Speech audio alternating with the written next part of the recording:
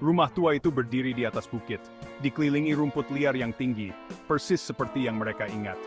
John dan Mary akhirnya kembali. Sudah bertahun-tahun, bahkan puluhan tahun. Kehidupan telah membawa mereka pergi.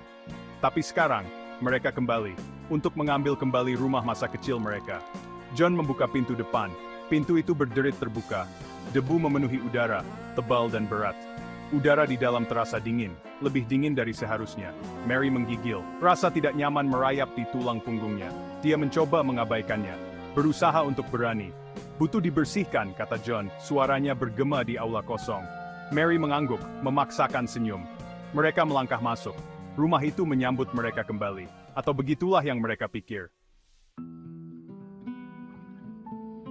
Hari-hari pertama dihabiskan untuk membersihkan. John membereskan halaman, Mary membereskan bagian dalam. Setiap ruangan yang mereka bersihkan terasa lebih berat. Udara semakin tebal dengan kata-kata yang tak terucapkan. Suara-suara aneh mulai terdengar. Lantai berderit. Pintu terbanting menutup. Mereka mencoba mengabaikannya. Menyalahkan usia rumah. Tapi jauh di lubuk hati, rasa takut mulai tumbuh. Suatu malam, Mary berdiri di tempat yang dulu merupakan kamar tidurnya. Wallpapernya terkelupas, kenangan yang memudar menempel di dinding. Dia pikir dia mendengar bisikan.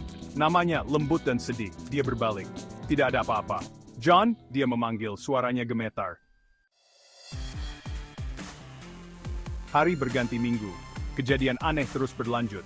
Mary menemukan mainan anak di loteng. Seekor kuda kayu, usang karena usia. Tak satu pun dari mereka memiliki anak. Mereka belum pernah tinggal di rumah itu bersama-sama. Kemudian, John menemukan buku harian tersembunyi di ruang bawah tanah. Tulisannya dalam bahasa yang tidak mereka kenal. Tulisan tangannya, elegan dan seperti laba-laba. Setiap halaman dipenuhi gambar-gambar yang mengerikan. Sosok gelap dengan mata kosong. Ketakutan yang mereka tekan sekarang mencengkeram tenggorokan mereka. Tidur menjadi kenangan yang jauh. Dihantui mimpi buruk dan perasaan terus-menerus diawasi. Mereka tidak lagi sendirian di rumah. Mereka berdua tahu itu.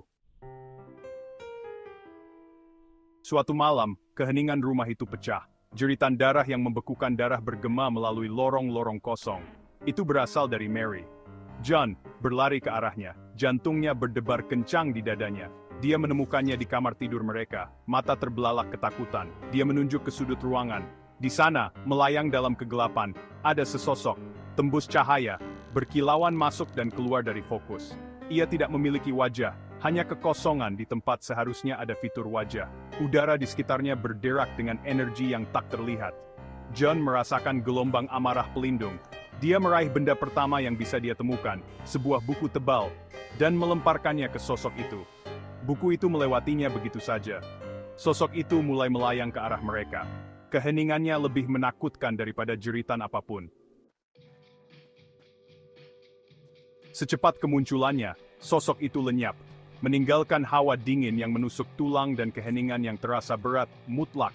John memeluk Mary erat-erat, keduanya gemetar. Mereka tahu mereka tidak bisa tinggal di rumah itu, tidak lagi.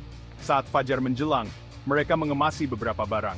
Sebelum pergi, John melihat sesuatu di lantai. Sebuah liontin perak kecil. Dia mengambilnya. Di dalamnya ada potret Minnie. Seorang wanita muda dengan mata yang sangat familiar. Mata yang sama dengan sosok dalam kegelapan. Dan di bawah potret itu, satu kata terukir, selamanya. Mereka meninggalkan rumah hari itu, tidak pernah kembali. Liontin itu berfungsi sebagai pengingat yang mengerikan. Beberapa misteri tidak dimaksudkan untuk dipecahkan. Beberapa rumah menyimpan rahasia yang sebaiknya tidak diganggu.